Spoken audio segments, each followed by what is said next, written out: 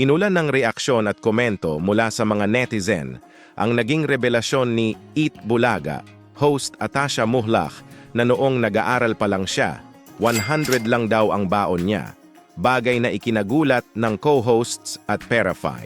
Guest na si financial expert speaker book author Chinky Tan.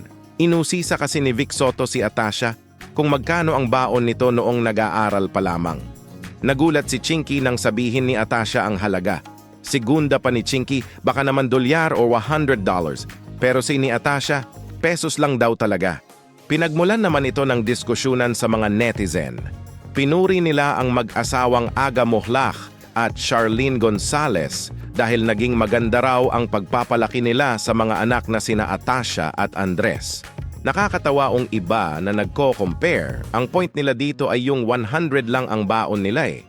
Kaya naman ng magulang na magbigay ng mas malaki, let's just appreciate na maganda ang pagpapalaki ni Aga at Charlene sa mga bata. Tsaka mapapansin din na magalang ang mga anak nila at marunong makibagay sa kapwa.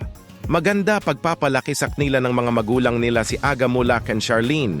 Kaya kitang-kita mo sa kanila sa kilos, pananalitaong magandang asal, may respeto at magagalang talagang mga bata.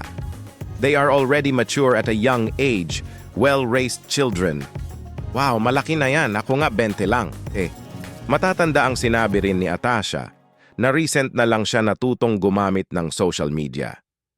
Nang kapanayamin naman ng press people si Andres, sinita siya ng kaniyang amang si Aga dahil nakita niya itong ngumunguya ng chewing gum at pinaluwa ito.